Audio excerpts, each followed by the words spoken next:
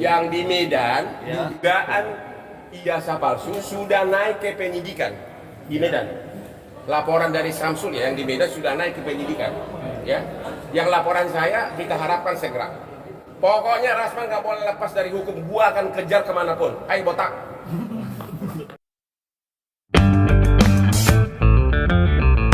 11 tahun pun sudah bisa berkelakuan jahanam seperti dewasa memerkosa. Jadi mudah-mudahan harus dirubah. Dan kedua, saya masih meragukan bahwa anak itu dibina. Siapa yang bina negeri ini? Boro-boro coba. Saya masih meragukan kata-kata dibina oleh negara. Mana coba? Sejauh mana negara membina? Ya, itu saya masih meragukan itu. Jadi kalau dibiarkan undang-undang seperti ini, maka besar kemungkinan pelaku itu akan melakukan lagi dan dicontoh orang lain. Karena apa? Toh nggak ada. Enak benar memerkosa, ya. Habis itu nggak ditahan gitu loh. Jadi undang-undang harus dirubah. Apa sendiri merasa kecewa nggak sih Pak dalam artian apa menangani ini, tapi di sisi lain ada satu pelaku yang tidak ditahan? Ya, saya nggak ada pilihan lain. Memang kecewa, tapi hukum formal kan harus diikutin. Kecewa memang. Keluarganya aja nangis-nangis ke saya terus dari malam.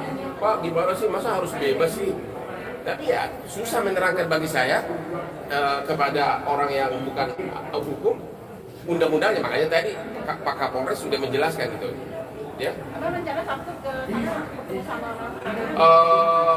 Sabtu itu lain lagi, itu kasus lain. Untuk ketemu dengan ada kasus di Manado di mana seorang umur 13 tahun diduga diperkosa, kepalanya dijedutin, pokoknya ada penganiayaan juga.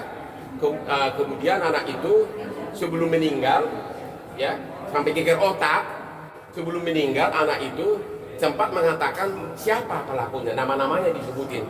Kok sampai sekarang belum ada penahanan? Itu makanya ibunya kita datangkan ke Surabaya karena kebetulan saya Hotman 911 ada program pemberian bantuan hukum gratis di Surabaya. Jadi daripada saya harus ke Manado jauh, ibunya yang kita biayain oleh perusahaan saya atas kelas yang membiayai semua pesawat dan hotelnya ke Surabaya. Kalau untuk yang korban yang di belakang ini kakaknya ya Pak? Iya. Ada itu sendiri usianya berapa? Yang mana? Usia dari 13 tahun. 13 tahun. Oke, Mbak bisa sedikit Mbak. Ini silakan. Oke. Mbak, bisa kronologisnya seperti apa sih Mbak? Kejadiannya gimana? Coba. Kejadiannya seperti apa? Anaknya pulang sekolah. Sekolah, Tanggal berapa itu? tanggal 1. Pulang sekolah lewat taman kota. Di mana taman kota itu? Waduk dulu. Di Waduk. Waduk. Terus Ada anak-anak tersebut sedang main. anak-anak lagi main terus. Di hari pertama ya, ada 2 hari kejadian. Di hari pertama mereka ketemu, ngobrol, terus terusnya mereka pulang. Nah di besoknya mereka Diintip di situ. iya, ketemu lagi sama si korban, lalu diajak ke hutan kota. Nah di situlah terjadi Ya begitu Bu. Ya. Ya. Hutan kota di daerah Jakarta Utara. Di mana itu hutan kota Bu? Jakarta Utara ya? Dekat. Dekat sini, Wi. Hah? Dekat sini. Jalan kaki. Apa lagi Bu? Dia merasa ada kesakitan nggak? Dia punya alat keperluan? Keluhan yang pertama kali yang dia utarakan ke pihak keluarga itu seperti apa Mbak? Dia nggak bicara, tapi dia terlihat stres dan bajunya lusuh gitu. Jadi dia kelihatan murung gitu. Akhirnya dipaksa untuk bicara, baru dia ngomong kalau dia habis. Gitu. Jadi saya tanya sama anak itu, emang kau sampai tuntas? Itu saya tuntas dewasa lah kan?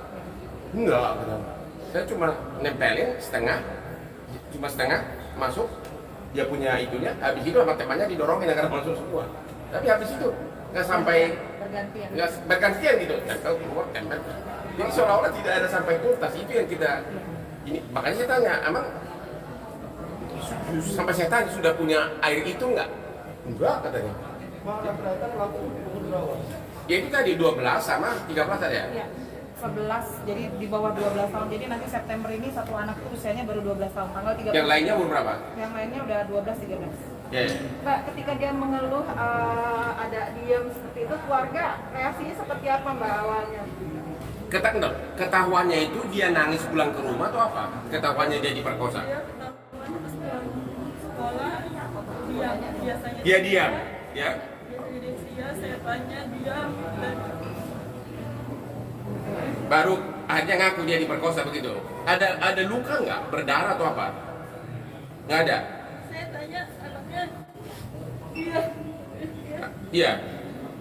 Sempat ke rumah sakit atau gimana Mbak untuk periksa gitu di visum atau apa, melakukan seperti itu nggak Mbak? Sempat melakukan itu nggak? visum ya.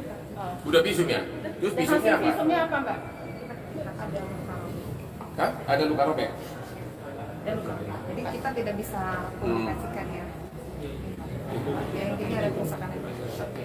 Mbak, orang tua sendiri gimana Mbak? Mungkin ketika mendengar ini, orang tuanya masih ada Mbak? Udah yatim piatu, adanya kakaknya. Oke, saya kira cukup ya. Infonya katanya pihak pelaku sempat minta damai ya Pak? Keluarganya ya minta damai ya. Ada, jadi gini, ini kita luruskan juga Bang. Jadi sebenarnya keluarga ini ada sedikit penekanan dari, saya nggak tahu siapa keluarganya. Intinya mereka bawa LSM, tapi kita tidak tahu LSM-nya mana yang melakukan penekanan untuk minta anaknya dibebaskan. Gitu aja. Makanya mereka ketakutan gitu baru mengadu ke Jadi justru karena ada pihak-pihak tertentu yang seolah-olah mengharuskan dia berdamai, makanya datang ke saya. Dan sekarang kalau ada pihak-pihak yang memaksa berdamai juga, lawan Hotman Paris. Ya Bu ya? Udah, oke ya? Korban siapa Bang namanya? Nama, jangan boleh. Inisial F. Nama ibu siapa? Bu Rini. Oh, Bu Rini. Baik, terima kasih. Udah?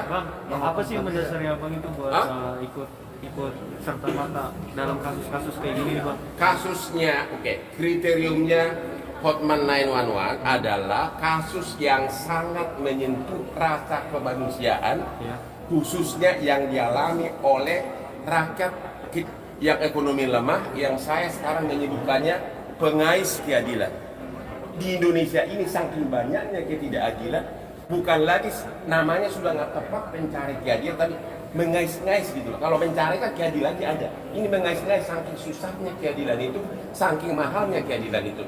Disitulah kita, peran saya semaksimal mungkin, walaupun saya punya keterbatasan karena saya juga manusia dan hanya satu orang gitu loh. Jadi yang menyentuh rasa kemanusiaan, pelanggaran hak asasi yang dialami oleh rakyat ekonomi lemah yang seolah-olah mengais-ngais keadilan, padahal dia pihak yang benar atau korban. Itu kriteriumnya Hotman 911. Ini juga karena respon dari lamanya penegakan hukum. Termasuklah banyak orang walaupun dia sudah korban, tapi contoh kasus di Palembang, dia udah sebulan itu wanita yang ditonjokin sama untuk DPR udah bikin laporan polisi udah sebulan, tapi si pelakunya dipanggil tidak mau hadir, akhirnya dia kirim ke saya videonya. Sama juga yang santri meninggal di pesantren di Gontor, sudah hampir 2 minggu ibunya itu teriak-teriak, anak saya kenapa kalau memang sakit, kenapa darah kain kafannya penuh dengan darah? Waktu saya ke sana Hotman 911, ibunya datang, terus dia cerita, saya viralkan, langsung aparat langsung ditangkapin semua. Dan pihak Gontor akhirnya mengakui memang ada korban penganiayaan, bukan karena sakit, kayak begitulah. Karena ibu korban itu ongkosnya pun nggak ada dari Palembang ke Gontor. Juga memperjuangkan rakyat kecil ya Bang? Udah gua ngomong tadi bolak-balik aja lu dong. Bang Hotman, ada gitu Bang peluang terhadap orang tua dari 4 pelaku ini terseret ke Enggak, orang itu belum bisa karena ini pelaku tidak pidana kan bukan orang tua. Menyelantarkan anak seperti ini belum termasuk dianggap tidak pidana. Ya. Oke, udah ya? Udah? Oke. Ya. Apalagi? Enggak ada gosip hari ini. Sedikit aja Bang, sekarang kan dia lagi menghadapi persidangan di Bang sama Richard Lee Bang. Sekarang gimana Bang? Ya oke, tentang Rasman yang saya dengar yang di Medan dugaan ijazah palsu sudah naik ke penyidikan di Medan. Laporan dari Samsul ya, yang di Medan sudah naik ke penyidikan. Ya, yang laporan saya kita harapkan segera. Pokoknya Rasman nggak boleh lepas dari hukum. Gua akan kejar kemanapun. Ayo botak. Oke? Nggak akan. Dan Rasman mengatakan bahwa seolah-olah saya takut sama dia.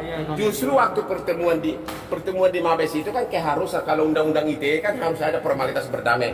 Yang duluan ngegos itu gua, karena apa? Waktu saya masuk dia sudah ada puluhan laki-laki di sampingnya. Iya kan? Saya hanya memang saya ada 2 bodyguard, itu wajar, memang saya kemana-mana ada bodyguard. Begitu saya masuk, saya yang duluan. Ngapain gua damai sama si botak ini? Dia yang ngegas duluan gua. Jadi nggak mungkin gua takut sama, botak, gua nggak takut sama lo. Oke? Udah. Kantor telah.